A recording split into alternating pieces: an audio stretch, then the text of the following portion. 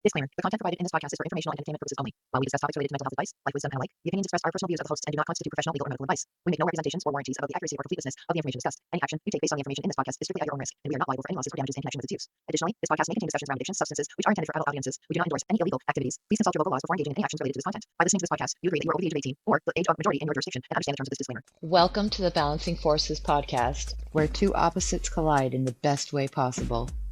One brings the fire, the other keeps it chill. But together we share life's lessons, hard-earned wisdom, advice you can actually use. Whether you need a fresh perspective or just a laugh, we're here to elevate your mind. So buckle up, because things are about to get real and really funny. Chapter 14. You know what your problem is? We've all heard it before. That question always meant to be answered by the asker, not the asked, and loaded with a hail of buckshot behind it. Do you know what your problem is? Whether coming from a parent, a supposedly well-meaning friend, a frustrated teacher, a boyfriend or girlfriend at breakup time, or an ornery coworker, we've all had to choke down those 7 words, often never thinking to say, nope, and I really couldn't give a crap about what you think it is. But whether out of fear or saying no, or out of simply being caught off guard, we let someone lead us into, and we listen. Ugh. And it usually then screws us up for years, even decades, to follow, because of course we passively think it's anyone's right to tell us what they think is wrong with us and to render commentary on our lives any old time they gone down well, please. We think we're obligated to listen and heed. Worst of all, most of us believe that someone else, especially those close to us, have some hidden knowledge of us.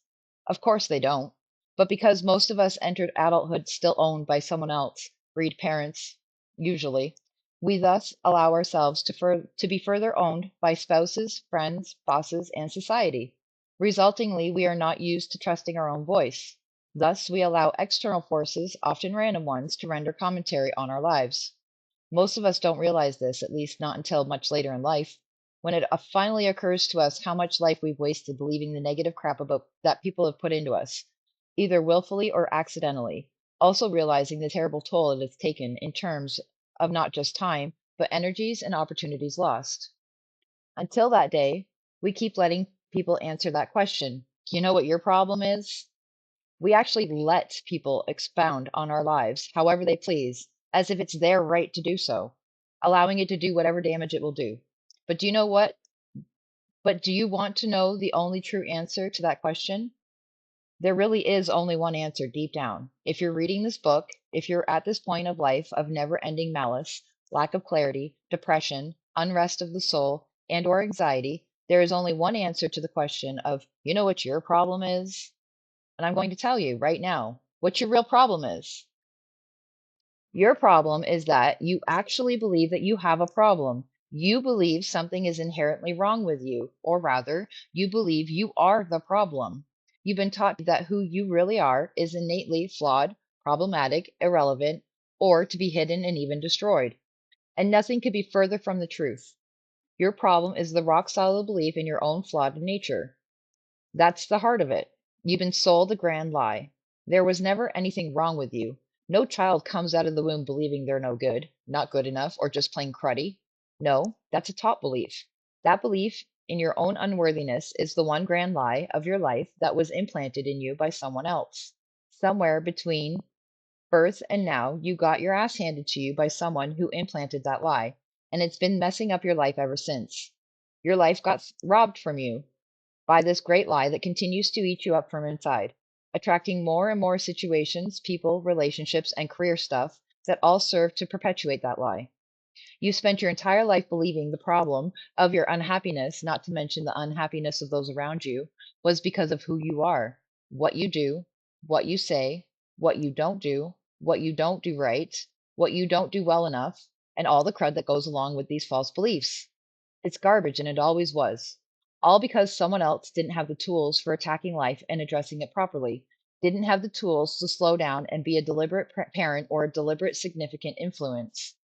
Thus, until you truly acknowledge and change your core beliefs and binary gates, not about God or the usual beliefs type stuff, but about your own self and life, you will never be happy. Because you will always be draining yourself from the inside out.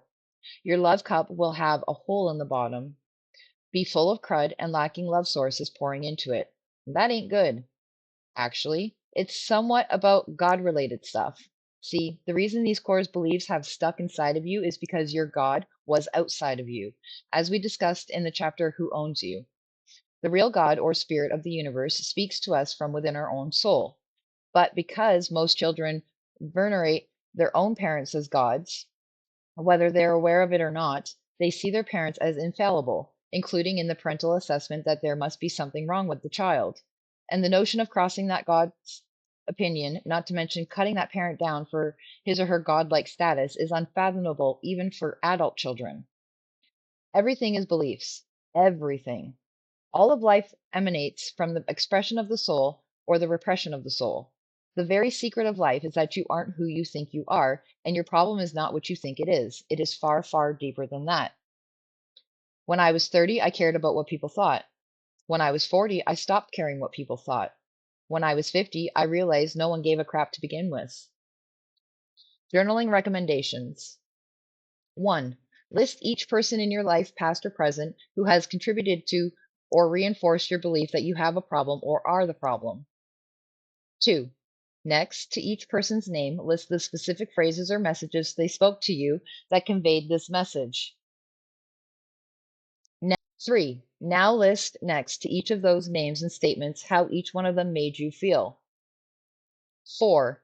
Now write down all of these feelings you are feeling right now as you think about these people, events, and concomitant feelings. 5. Write a letter or email to each of these people expressing the strongest terms possible precisely of how you feel. Don't hit send or attach a stamp and put it in the mailbox. The purpose of the exercise is to flush out the feelings. 6. Which of these people are still in your life? 7. Is it time to start cutting them out of your life, or at least start radically cutting back their impact and influences in your life? 8. Are you ready? Do you have the courage to do so? 9. Can you see the need for doing so? Song recommendation. I just like this song and its message, and it fits quite nicely at this juncture. All in All by Lifehouse. This is going to be the book we're going to be giving away. It is an autographed copy as well, so please stay tuned for the information on that giveaway. Thanks for listening. Be sure to like, share, subscribe, leave a comment, share this out with your friends. At the end of the series, there will be a giveaway for a copy of your own book. Thank you.